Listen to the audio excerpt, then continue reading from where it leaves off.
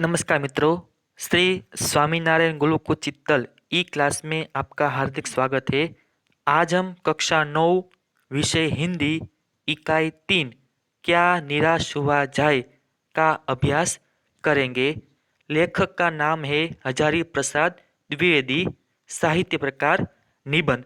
तो पहले हम लेखक का परिचय देखते हैं। लेखक हजारी प्रसाद द्विवेदी जी हिंदी भाषा के महान लेखक, शायर तथा गीतकार हजारी प्रसाद द्विवेदी जी का जन्म 19 अगस्त 1907 को हुआ था। जन्म स्थान उत्तर प्रदेश के बलिया जिले के आरत डूबे का छपरा ओजवलिया नामक गांव में हुआ था।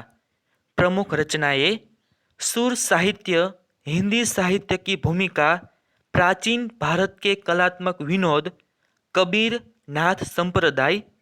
पुरस्कार हजारी प्रसाद द्विवेदी को साहित्य एवं शिक्षा के क्षेत्र में पद्म भूषण से सम्मानित किया गया।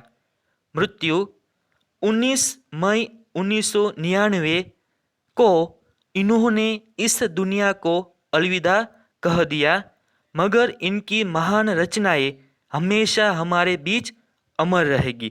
लेखक का यह निबंध का आज हम अभ्यास करेंगे। पाठ का नाम है क्या निराश हुआ जाए। मित्रों, तो पहले हम प्रस्तावना देखते हैं। प्रस्तुत निबंध में लेखक ने यह समझाया है कि तत्कालीन भारतीय समाज में व्याप्त अनाचार केवल बाहरी स्तर पर है। वास्तव में आज भी लोगों में मानवीय मूल्यों के प्रति आस्था कायम है। अपने जीवन में घटित कुछ घटनाओं के द्वारा बताया है कि हमें निराश नहीं होना चाहिए, अपितु हमें जीवन के प्रति आस्थावान बने रहना चाहिए। लेखक सोचते हैं कि क्या लोगों में जो गुण थे वो आज नहीं रहे। उसमें लोग दोष खोजने लगेंगे, गुणी कम या बिल्कुल ही नहीं। स्थिति अगर ऐसी है तो निश्चय ही चिंता का विषय है। आज के लोग सुख को पाना चाहते हैं, ईमानदार को मूर्खता का पर्याय समझते हैं। यह देखकर लेखक का मन बैठ जाता है। आज नियम कानून सबके लिए बनाए जाते हैं, पर सबके लिए कभी कभी एक ही नियम सुखकर नहीं होते। सामाजिक कायदे कानून कभी युग युग से परीक्षित आदर्शों से लेखक को हताशा प्राप्त होती है। भारतवर्ष सदा कानून को धर्म के रूप में देखता आ रहा है। आज एकाएक कानून और धर्म में अंतर कर दिया गया है। धर्म को धोखा नहीं दिया जा सकता, कानून को दिया जा सकता है। यही कारण है कि लोग धर्म भीरू है। वे कानून की त्रुटियों से लाभ उठाने में संकोच नहीं करते। तो आज हम यह पाठ हिंदी और गुजराती दोनों में देखते हैं। लेखक क्या कहते हैं तो हम देखें। मेरा मन कभी कभी बैठ जाता है। समाचार पत्रों में ठगी, डकैती, चोरी, तस्करी और भ्रष्टाचार के समाचार भरे रहते हैं। આજે આપણે સમાચાર પત્ર જોઈએ છીએ તો કેવા કેવા સમાચાર એ આવતા હોય છે, કેમ કે સમાચાર પત્રમાં કોઈ દિવસ સારા સમાચાર આવતા નથી। લૂંટફાટ હોય, ચોરી હોય, તો આવા પ્રકારના સમાચાર છે એ આપણે વાંચતા હોઈએ છીએ। તો લેખક પણ આપણને સમાચાર પત્ર વાંચીને કહે છે કે આજે છે એ મને દુઃખ છે, કેમ કે સમાચાર પત્રની અંદર જે પહેલાં સારા સમાચાર આવતા હોય છે પણ આજે તો એવા જોવા મળે છે કે બસ એમાં ચોરી હોય, ભ્રષ્ટાચાર હોય, ખૂન હોય, મારામારી હોય। तो आवा प्रकार समाचार ये अपने जोवा मळे छे। आरोप प्रत्यारोप का कुछ ऐसा वातावरण बन गया है कि लगता है देश में कोई ईमानदार आदमी ही नहीं रह गया। आज अपने जोईए केम के मोटा भागे ए आपणे आजूबाजू पण छे एवा खून खराबा ए थता जोवा मळे छे। एवा प्रकारनुं आजे आपणा देशनुं ए वातावरण थई गयुं छे के बस लोको एकबीजाने दोष आपता होय छे। लेखकने एवुं लागे छे કે આ દેશની અંદર કોઈ ઈમાનદાર આદમી જોવા મળતો નથી, પણ આ દેશની અંદર ઈમાનદાર લોકો ઘણા બધા છે। એવું કહેવાય છે કે ઈમાનદાર લોકો જે છે એનું કાંઈ આજે ચાલતું નથી. અને આજે એવું જોવા મળે છે કે મોટાભાગે દુર્જન લોકો છે એ પોતાનો સ્વાર્થ સાધવા માટે આવા ઈમાનદાર લોકો હોય છે એનો ઉપયોગ करता हुए છે। हर व्यक्ति संदेह की दृष्टि से देखा जा रहा है। जो जितने ही ऊंचे पद पर है उनमें उतने ही अधिक दोष दिखाए जाते हैं। આપણે આજે જોઈએ છે કે દરેક વ્યક્તિ છે બસ બીજાની અંદર એ કંઈક જોતો હોય છે કે ભાઈ આ વ્યક્તિ છે એને નીચે પાડવો હોય તો શું કરી શકાય, આવું આજે જોવા મળતું હોય છે। કેમ કે બીજા વ્યક્તિને આગળ લાવવા માટે છે પ્રયત્ન કરતા નથી, પણ બીજા વ્યક્તિને કેમ નીચે પાડો, બરાબર? કેમ કે પ્રતિષ્ઠાવાન વ્યક્તિ હોય તો એને નીચે કેમ લાવો, એવા કામો છે આજે લોકો કરતા હોય છે અને બીજામાં છે એ દોષો જોતા હોય છે। एक बहुत बड़े आदमी ने मुझसे एक बार कहा था कि इस समय सुखी वही है जो कुछ नहीं करता। હવે આપણે આ પાઠની અંદર એ આવા શબ્દો પણ જોવાના છે, મુझसे, मैंने। તો આ લેખક આપણને વાત કરે છે કે લેખકને એક વ્યક્તિ છે મળે છે અને એ વ્યક્તિ શું કહે છે કે આજે સુખી માણસ કોને કહેવાય છે કે કોઈ પ્રકારનું કામ ન કરતો હોય અને બેઠો બેઠો ખાતું હોય, એ આજે સુખી कहवाई છે। अर्थात किसी भी बात पर अपना पक्ष नहीं रखता या किसी से कोई व्यवहार नहीं रखता, वही व्यक्ति इस दुनिया में सुखी है। तो आज આપણે જોઈએ કે એવો વ્યક્તિ હોય છે કે કોઈનો પક્ષ રાખતો નથી હોતો, કંઈ કામ કરતો નથી હોતો, કંઈ વ્યવહાર કરતો નથી હોતો, તો એ વ્યક્તિ સુખી હોય છે। વાસ્તવમાં એ વ્યક્તિ સુખી હોતો નથી, કેમ કે જે વ્યક્તિ કામ કરે છે, બીજા સાથે સંપર્કમાં રહે છે, બીજા વ્યક્તિને મદદ કરે છે, એ ખરા અર્થમાં સુખી હોય છે। પણ લેખકને છે એ એક વ્યક્તિ એવું કહે છે કે આજે સુખી માણસ કોને કહેવાય છે, તો કોઈ પ્રકારનું કામ કરતો નથી અને બસ બેઠો બેઠો ખાતો હોય છે, એ વ્યક્તિ સુખી હોય છે એમ। जो कुछ भी करेगा उसमें लोग दोष खोजने लगेंगे। આપણે પણ આજે જોઈએ છે કે આપણે સારું કાર્ય કરતા હોઈએ છીએ તો બીજા લોકો એમાંથી કંઈક દોષ, કંઈક ભૂલ કાઢતા હોઈએ છે। ધારો કે આપણે એવું કહીએ કે મારે આ બનવું છે, મારે પોલીસ બનવું છે, મારે એન્જિનિયર બનવું છે, તો આપણે બીજા સાથે આવી વાતો કરતા હોય તો આપણે જોતા હોય કે મોટાભાગે લોકો છે એ આપણામાં કંઈ દોષ ખોજતા હોય છે। શું કહેતા હોય છે કે ભાઈ પોલીસ એમ કંઈ બનાય છે, એન્જિનિયર એમ કંઈ થવાય છે, પણ એમાં માટે આટલું બધું કાર્ય કરવું પડે છે। તો આ પ્રકારના દોષ છે એ આપણમાં શોધતા હોય છે અને એવું પણ કહેતા હોય કે તું શું કરી શકવાનો છો, તું કંઈ પોલીસ બનવાનો નથી, કેમ કે તું પોલીસના લાયક નથી। હવે આપણે આટલું કાર્ય કરતા હોઈએ છીએ છતાં પણ લોકોને છે એ સમજાતું નથી અને આપણામાં દોષ એ ખરાબ જે હોય છે એ શોધતા હોઈએ છે।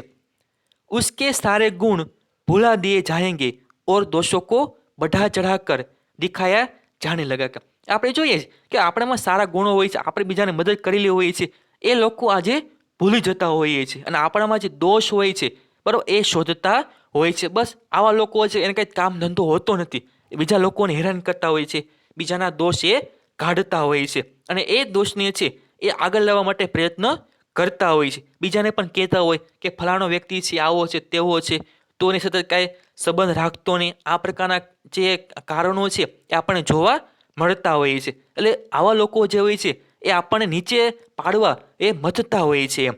क्या यही भारतवर्ष है जिसका सपना तिलक और गांधी ने देखा था? તો આપણે આ ચિત્રમાં એ તિલકને અને ગાંધીને જોઈ શકીએ છીએ કે ભારત દેશ માટે છે આવા લોકોએ એ કેવા પ્રકારના કામો કર્યા છે, એ આપણે ઇતિહાસ ખોલીએ તો આપણને સમજણ પડશે કે આવા લોકોએ ઘણા બધા પ્રયત્નો કર્યા છે, એકબીજાને સાથ આપીને ભારત દેશને આઝાદી આપવા માટે ઘણા બધા પ્રયત્નો પણ કર્યા છે। તો આ ભારત ભૂમિ જે છે એ તિલકની ભૂમિ છે, ગાંધીની ભૂમિ છે, સરદાર નહેરુની ભૂમિ છે। તો આપણે શું કામ આવા કામો કરીએ છીએ? વિચાર કરો કે 250 વર્ષ સુધી અંગ્રેજોએ છે આપણા દેશ ઉપર એ શાસન કરેલું છે અને અંતે ભારત દેશ છે એ સ્વતંત્ર થયો છે, બરાબર? આવા લોકોનો પ્રયાસ હોવાના કારણે આપણો ભારત દેશ છે એ આજે આપણને પ્રાપ્ત થયો છે। તો શા માટે આપણે બીજામાં દોષો શોધીએ છીએ? શું આ ગાંધીની ભૂમિ નથી, આ તિલકની ભૂમિ નથી કે એ લોકોએ છે એ સપના જોયા હતા કે મારું ભારત વર્ષ છે એ કેવું હશે એમ?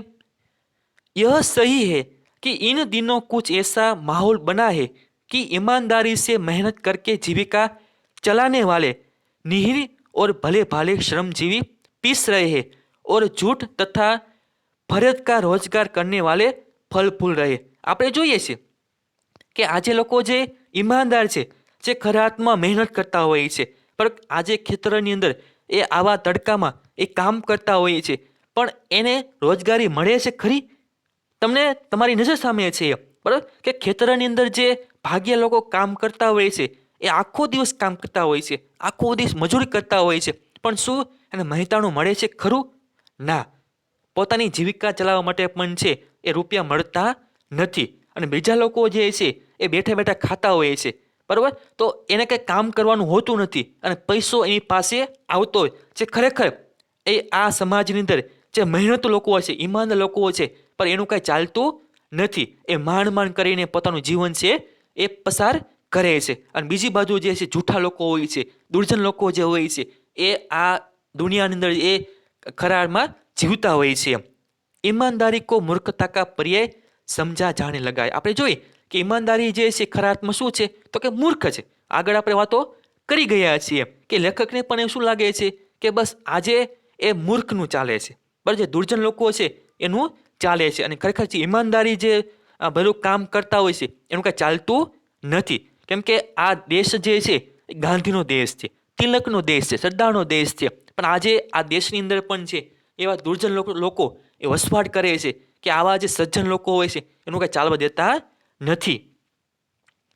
भारतवर्ष ने कभी भी भौतिक वस्तुओं के संग्रह को बहुत अधिक महत्व नहीं दिया गया. આપણે જોઈએ છે કે આ દેશની અંદર છે એવી કેટલીક ભૌતિક વસ્તુઓ છે એનું ઉત્પાદન થતું હતું પણ બીજા લોકો છે એ આપણા ભારત દેશની અંદર આવ્યા, ભારત દેશની જે કિંમતી વસ્તુઓ હતા એ બધું એ લઈ ગયા. ભૌતિક વસ્તુઓ છે એ લઈને પોતાના દેશની અંદર છે એનો એ પૈસા કમાણા, પોતાના દેશમાં જઈને એ વસ્તુઓ વેચી અને રૂપિયા એ કમાય છે. તો આપણો ભારત દેશ છે એ ઘણા બધા લોકોને છે એ અપનાવે છે. ભારત દેશની અંદર એ ઘણા બધા લોકો આવ્યા અને આ રીતે છે ભારત દેશની જે કિંમતી વસ્તુઓ છે એ પોતાના દેશમાં લઈ ગયા. આપણે ઇતિહાસ વાંચીએ તો આપણને ખબર પડશે કે આ દેશની અંદર છે એ કેવા કેવા લોકો આવે છે અને ભારત દેશમાંથી કેવી કેવી વસ્તુઓ છે, કિંમતી વસ્તુઓ કહી શકાય, એ બધું લઈ જાય છે. આપણો ભારત દેશ પહેલાં કેવો હતો અને આજે ભારત દેશ છે એ કેવો જ, છતાં પણ આપણો ભારત દેશ આજે પ્રયત્ન કરી રહ્યો છે. આપણા દેશની અંદર છે એ ઘણી બધી વસ્તુઓનું ઉત્પાદન થાય છે, એને આપણે મહત્વ આપવું જોઈએ. આપણો ભારત દેશ છે એ ભૌતિક વસ્તુનો સંગ્રહ કરતો નથી उसकी दृष्टि से मनुष्य के भीतर जो महान आंतरिक गुण स्थिर भाव से बैठा हुआ है वही चरम और परम है. આજે આપણે જોઈએ કે ભારત દેશની અંદર સંસ્કાર છે બરાબર. મનુષ્ય જે આજે સજ્જન બનવા પ્રયત્ન કરી રહ્યો છે, તો ભારત દેશ જે છે એ સંસ્કારને મહત્વ આપે છે, ભૌતિક વસ્તુને મહત્વ આપતો નથી. वे व्यक्ति के गुणों को महत्व देते थे, उसकी इच्छाएं को महत्व देते थे. કેમ કે ભારત દેશની અંદર છે એ સજ્જન લોકો જોવા મળે છે, ઈમાનદાર લોકો જોવા મળે છે બરાબર, અને સંસ્કારી લોકો જોવા મળે છે. કેમ કે પહેલાં છે એ ભારત દેશની અંદર એ આવા લોકો હતા કે એના સંસ્કાર, એનો વિવેક, એનો વિનય એને મહત્વ આપવામાં આવતું હતું. પણ આજનો સમય છે એ કંઈક અલગ પ્રકારનો જોવા મળે છે. આજે શું થાય છે તો કે આપણી ઈચ્છા સંતોષવા માટે આપણે બીજાનો ઉપયોગ કરતા હોઈએ છીએ. પણ પહેલાંના સમયમાં શું હતું તો કે ઈચ્છાને મહત્વ આપવામાં આવતું હતું. લોકો ઈમાનદાર હતા, એકબીજાને મદદ કરતા હતા. પણ આજે કોઈ બીજાને મદદ કરતા નથી, બસ પોતાનું કાર્ય સારું કરવા માટે છે એ બીજાનો ઉપયોગ કરતા હોય છે. हुआ यह है कि इस देश के कोटि कोटि दरिद्र जनों की हीन अवस्था को दूर करने के लिए ऐसे अनेक कायदे कानून बनाए गए. આજે આપણે જોઈએ છીએ કે ગરીબો માટે એ કાયદો કાનૂન છે. તમે કહો કે આજે ગરીબને જો ન્યાય જોતો હોય તો શું એને ન્યાય મળે છે ખરો? ના, ગરીબને ન્યાય મળતો નથી, ગરીબને સજા મળે છે. આજે ન્યાય કોને મળે છે તો કે જે શ્રીમંત લોકો હોય છે એને આજે ન્યાય મળે છે. ખરેખર જે ગુનેગાર હોય છે એને સજા થવી જોઈએ, પણ ગુનેગારને સજા થતી નથી. કેમ કે આપણો કાયદો જે છે એ બીજી રીતે વિચારે છે. તો લેખક પણ એવું કહે છે કે આજે દરિદ્રજનો જે છે એના માટે એ કાયદો બનાવવાની જરૂર છે, કેમ કે એ લોકોને આગળ લાવવા માટે પ્રયત્ન કરવો જોઈએ. પરંતુ जिन लोगों को इन कार्यों में लगता है उनका मन सब समय पवित्र नहीं होता, प्रायः वे ही लक्ष्य को भूल जाते। કેમ કે આજે જોઈએ છે કે ભાઈ કાયદો જે છે ગરીબ લોકોનો નથી. આપણો ભારત વર્ષ એ કેવું હતું તો કે ગરીબ લોકોને છે એ આગળ લાવવા માટે પ્રયત્ન કરતો હતો. પણ આજે આવું જોવા મળે છે કે આપણા દેશની અંદર એવા લોકો હોય છે કે ખરેખર જે ગરીબ માટે છે એ કાર્ય કરતા નથી, પણ જે શ્રીમંત લોકો હોય છે એના માટે કાર્ય કરે છે. અને આજે ગરીબ જે છે એ ગરીબ થઈ ગયા છે અને શ્રીમંત લોકો છે એ વધારે શ્રીમંત बनता જાય છે. और अपनी ही सुख सुविधा की ओर ज्यादा ધ્યાન દેने लगते. આજે જોઈએ છે કે આવા શ્રીમંત લોકો હોય છે એ વધારે શ્રીમંત બનતા જાય છે. એનું કારણ શું હોય છે તો કે બસ પોતાનું સુખ છે, પોતાની સુવિધા છે, એના માટે પોતે કાર્ય કરે છે. આજે શ્રીમંત લોકો જે છે એ મોટી મોટી વાતો કરે છે કે અમે આમ કર્યું છે, અમે તેમ કર્યું છે, ગરીબોને આટલું દાન આપ્યું છે, પણ ખરા અર્થમાં ગરીબ સુધી દાન પહોંચ્યું છે ખરું? જે લોકો ગરીબને દાન આપે છે તો શું એ ગરીબ સુધી પહોંચે છે ખરું? ના, એ ગરીબ સુધી પહોંચતું નથી. भारतवर्ष सदा कानून को धर्म के रूप में देखता आ रहा है. आज एकाएक कानून और धर्म में अंतर कर दिया गया. આજે આપણે જોઈએ છે તેમ કે ભારત વર્ષ જે છે એ કાનૂનને મહત્વ આપે છે, કાયદાને મહત્વ આપે છે, પણ આજે કાયદો અને ધર્મ એના વચ્ચે અંતર જોવા મળે છે. કેમ કે ધર્મ છે એની રીતે કાર્ય કરે છે, કાનૂન કાયદો જે છે એના રીતે કાર્ય કરે છે. धर्म को धोखा नहीं दिया जा सकता, कानून को दिया जा सकता है. આ જોઈએ છે કે ભાઈ ધર્મ જે છે આપણે કોઈ પણ ધર્મને એ માનતા હોઈએ છીએ, પણ આપણે ધર્મને છે એ આમ કહેવાય ને કે ભાઈ ધર્મ આગળ છે આપણે કંઈ બોલી શકતા નથી. આપણો ધર્મ, આપણો સમાજ એ જે પણ આપણે જે રસ્તે લઈ જાય એ રસ્તે આપણે જતા હોઈએ છીએ. આજે આપણે જોઈએ છે કે ભાઈ કાયદાને છે ધોખો એટલે કે કાયદા વિરુદ્ધ આપણે કામ કરી શકીએ છીએ. કેમ કે કાયદો છે આપણે નેવે મૂકી દીધો હશે, કેમ કે આપણે કાયદાનું પાલન કરતા નથી. આજના આવા વિપરીત સમયની અંદર સરકાર એવી વાત કરે છે તમે માસ્ક પહેરો, પણ આજે આપણે જોઈએ છે કે કોઈ માસ્ક પહેરે છે? નથી પહેરતું. બરાબર, એનું કોણ કાંઈ બગાડે છે ખરું? જે ગરીબ લોકો હોય છે એ જો માસ્ક ન પહેરે તો આજે જોઈએ છે કે એની પાસેથી દંડ વસૂલ કરવામાં આવે છે, પણ જે શ્રીમંત લોકો હોય છે એ માસ્ક પહેરતા નથી, તો એનું કંઈ બગાડે છે ખરું? તો કાયદો જે છે એ આવા લોકોએ એનું કંઈ પાલન કરતા નથી. કાયદો જે છે એ લોકો એને બાજુમાં મૂકીને ચાલે છે. તો આજે જોઈએ છે કે કાયદાને છે એ લોકો કંઈ માનતા નથી, પણ હા ધર્મ પ્રમાણે લોકો કાર્ય કરતા હોય છે, કેમ કે ધર્મને છે મહત્વ આપે છે. એમ कानून को दिया जा सकता है, यही कारण है कि जो लोग धर्म भीरु है. કેમ કે આપણે ધર્મથી ડરીએ છીએ, કેમ કે આપણે જોઈએ છે જો ધર્મ વિરુદ્ધ કામ કરીએ તો સ્વાભાવિક છે કે આપણા ધર્મના લોકો જે છે એ આપણે ત્યાંથી કાઢી મૂકશે. બરાબર, એટલે આપણે ડરપોક છીએ, કેમ કે આપણે ધર્મ વિરુદ્ધ કાર્ય કરતા નથી પણ કાયદા વિરુદ્ધ કામ કરીએ છીએ. वे कानून की त्रुटियों से लाभ उठाने में संकोच नहीं करते. અને આવા લોકો પણ હોય છે કે કાયદાની વિરુદ્ધ જઈને, બરાબર, કેમ કે કાયદો જે પ્રમાણે એ આપણને સજા આપે છે આપણે જાણીએ છીએ, પણ લોકો શું કરે છે તો કે કાયદો જે હોય છે એનામાં ક્ષતિ રહેલી હોય છે, એ ક્ષતિનો લાભ ઉઠાવે છે અને એ પ્રમાણે પોતે કાર્ય કરે છે. તો આ રીતે લેખક છે એ ઘણી બધી વાત આપણને કહેવા માગે છે. તો આગળ ભાગ 2 ની અંદર એ વધારે આપણે માહિતી જોઈશું. Thank you.